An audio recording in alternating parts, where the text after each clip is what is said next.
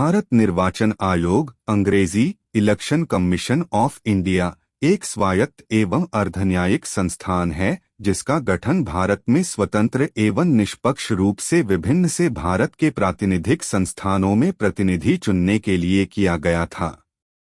भारतीय चुनाव आयोग की स्थापना 25 जनवरी 1950 को की गई थी। संरचना आयोग में वर्तमान में एक मुख्य चुनाव आयुक्त और 2 चुनाव आयुक्त होते हैं।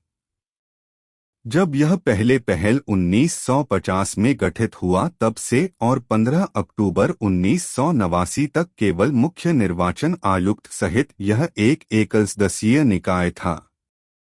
16 अक्टूबर 1989 से 1 जनवरी 1990 तक यह RVS शास्त्री मुनिया और निर्वाचन आयुक्त के रूप में SS धनोवा और VS सहगल सहित 3 सदस्यीय निकाय बन गया। 2 जनवरी 1990 से 30 सितंबर 1993 तक यह एक एकसदस्यीय निकाय बन गया और फिर 1 अक्टूबर 1993 से यह 3 सदस्यीय निकाय बन गया। चुनाव आयुक्तों की नियुक्ति एवं कार्यावधि। मुख्य चुनाव आयुक्त और अन्य चुनाव आयुक्तों की नियुक्ति भारत का राष्ट्रपति करता है। मुख्य चुनाव आयुक्त का कार्यकाल 6 वर्ष या आयु 65 साल जो पहले हो का होता है, जबकि अन्य चुनाव आयुक्तों का कार्यकाल 6 वर्ष या आयु 62 साल जो पहले हो का होता है। चुनाव आयुक्त का सम्मान और वेतन भारत के सर्वोच्च न्यायालय के न्यायाधीश के समान होता है। मुख्य चुनाव आयुक्त को संसद द्वारा महाभियोग के जरिए ही हटाया जा सकता है। भारत निर्वाचन आयोग के पास विधानसभा, लोकसभा, राज्यसभा और राष्ट्रपति आदि चुनाव से संबंधित सत्ता होती है, जबकि ग्राम पंचायत, नगरपालिका, महानगर परिषद और तहसील एवं जिला परिषद के चुनाव की सत्ता संबंधित राज्य निर्वाचन आयोग के पास होती है। निर्वाचन आयोग का कार्य तथा कार्यप्रणाली। एक निर्वाचन आयोग के पास यह उत्तरदायित्व है कि वह निर्वाचनों का पर्यवेक्षण, निर्देशन तथा आयोजन करवाए। वह राष्ट्रपति, उपराष्ट्रपति, संसद, राज्य विधानसभा के चुनाव करता है। 2 निर्वाचक नामावली तैयार करवाता है। 3 राजनैतिक दलों का पंजीकरण करता है। 4 राजनैतिक दलों का राष्ट्रीय, राज्य स्तर के दलों के रूप में वर्गीकरण, मान्यता देना, दलों को चुनाव चिन्ह देना। 5 सांसद विधायक की अयोग्यता, दल बदल को छोड़कर पर राष्ट्रपति राज्यपाल को सलाह देना।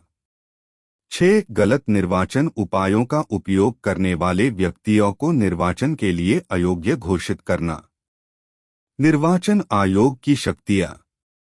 सर्वोच्च न्यायालय के निर्णयानुसार अनु 324 में निर्वाचन आयोग की शक्तियां कार्यपालिका द्वारा नियंत्रित नहीं हो सकती। उसकी शक्तियां केवल उन निर्वाचन संबंधी संवैधानिक उपायों तथा संसद निर्मित निर्वाचन विधि से नियंत्रित होती है। निर्वाचन का पर्यवेक्षण, निर्देशन, नियंत्रण तथा आयोजन करवाने की शक्ति में देश में मुक्त तथा निष्पक्ष चुनाव आयोजित करवाना भी निहित है।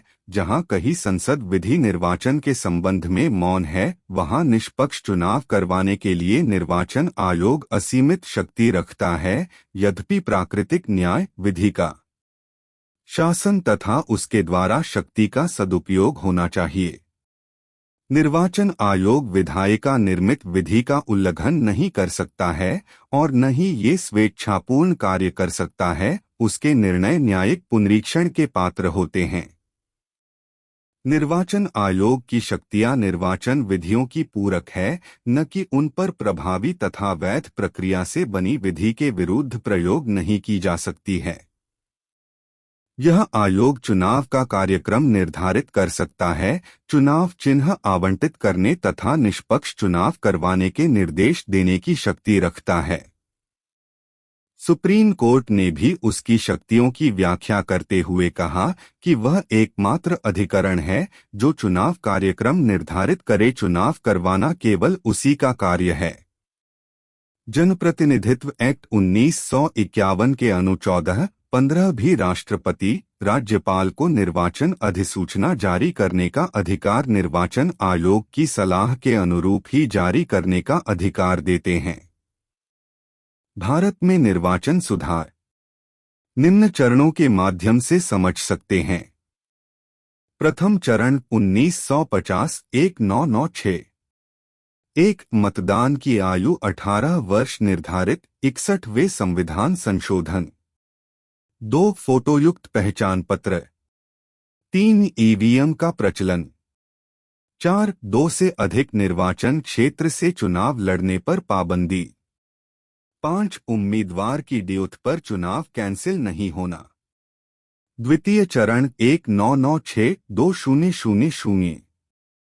1. राष्ट्रपति उपराष्ट्रपति के चुनाव में क्रमशः 50-50, 20-20 अनुमोदक व प्रस्तावक। 2. जमानत धन 15,000 रुपये। 3. 1999 में पोस्टल बैलेट की शुरुआत।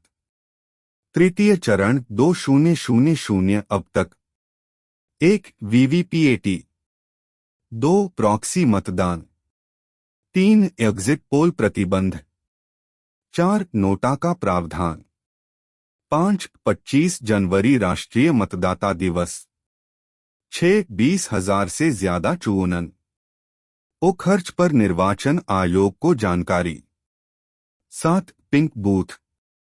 8. जीपीएस आधारित ईवीएम। 9. वीवीपीएटी से मतगणना।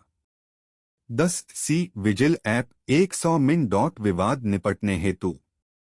अधिनियम संशोधन 1988 से इस प्रकार के संशोधन किए गए हैं। 1. इलेक्ट्रॉनिक मतदान मशीन का प्रयोग किया जा सकेगा। वर्ष 2004 के लोकसभा चुनाव में इनका सर्वत्र प्रयोग हुआ तथा 2014 के बाद लगातार मतदान में इसका उपयोग होता आ रहा है।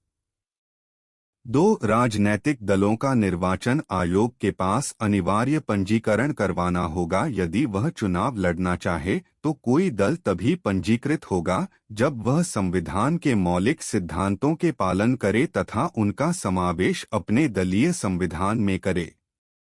3. मतदान केंद्र पर कब्जा, जाली मत।